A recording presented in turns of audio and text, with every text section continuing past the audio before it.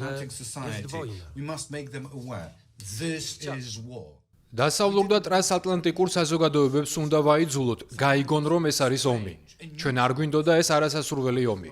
ეს არის ცოტათი უცნაური, ახალი ტიპის ომი, მაგრამ მაინც ომია. ერთდროულად პესიმისტურად და რეალისტურად ჟერც. მე მივეკუთვნები თაობას, რომელიც დაიბადა და გაიზარდა მეორე მსოფლიო ომის შემდეგ. თუმცა იმ ომის კვალი და მოგონებები კვლავ ჩვენ ხვირწინ აღმოჩნდა. საშინელი კადრები ვიხილეთ ბუჩადან, რეპორტაჟები ქალების გაუპატიურების, ბავშვთა და მოხუცთა მკვლელების მოწმეთა შესახებ. მახსენდებოდა ბებიაჩემის სიტყვები, როდესაც მეორე მსოფლიო ომის დროს გდანსკში მომხდარ ამბებზე მიყვებოდა. როდესაც ნანგრევებად ქცეულ მარიუპოლს ვუყურებდით, ვხედავთ პოლონურ ქალაქებს. არც ისე მოხუცი ვარ, მაგრამ როდესაც გდანსკში ვსწავლობდი, ქალაქში საიდანაც ვარ წარმოშობით, ჩემი სკოლისკენ მიმავალი გზა ომის შემდეგ ნანგრევებად იყო ქცეული. მეგონა რომ ომის შემდგომი დრო იყო რაღაც დაუსრულებელი, განსაკუთრებით გდანსკში, სადაც წარმოიშვა სოლიდარობა და სადაც დაემხო კომუნიზმი. კომუნიზმის დასრულება, საბჭოთა კავშირის დაშლა, პოლონეთისა და რეგიონის ქვეყნების დამოუკიდებლობის აღდგენა. შეიძლება მაშინ ჩანდა, რომ არა მხოლოდ ჩემი თაობა, არამედ ჩემი შვილებისა და შვილიშვილების თაობები ეღირსებოდნენ მშვიდობას. ახლა უნდა გავაცნობიეროთ და მოდით ნუ ვიცხოვრებთ ილუზიებში. მშვიდობა ერთხელ და სამუდამოდ არ გვეძლევა. ამიტომ ღრმად უნდა დავფიქრდეთ მშვიდობაზე, ომსა და დასავლური ქვეყნების ერთობაზე. ასრთა გაცვლა, რაც თქვენი შეხვედრების ნაწილია, აუცილებელია, მაგრამ ქმედება სიტყვებზე მნიშვნელოვანია.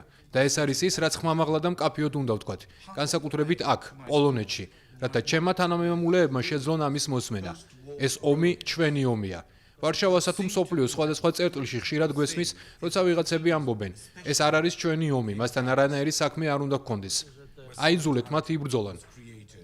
თვითონ მოაგვარონ საკუთარი პრობლემები. არ გვინდა ჩვენი ფულისა და დროის ხარჯვა, არ გვინდა ჩვენი ჯარისკაცების სიცოცხლის გაღება. ჩვენ კარგად უნდა გვესმოდეს, რომ საქმე უკრაინის სიყვარულს არ ეხება. ეს არის სოლიდარობის საკითხი იმ ქვეყნისადმი, რომელიც აგრესორის სამიზნედ იქცა. ეს არის დასავლური ცივილიზაციის უსაფრთხოებისა და მდგრადობის შენარჩუნების შესაძლებლობა. ეს არის ჩვენი ომი, რადგან ომი უკრაინაში არის იმ საშინელი პროექტის ნაწილი, რომელიც დროდადრო შეეხება ყველას მსოფლიოში. რა ვუყოთ ამ ავტორიტარულ, დესპოტურ, ბარბაროსულ რეჟიმს?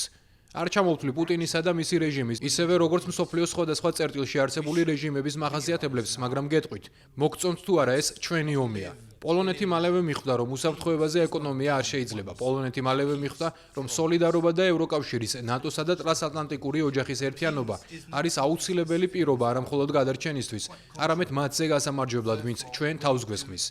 ბევრისთვის გასაკვირად პრეზიდენტმა ტრამპმა საჯაროდ განაცხადა, დიახ, უკრაინას შეუძლია ომის მოგება. ეს არის მნიშვნელოვანი და ძალიან იმედის მომცემი სიტყვები.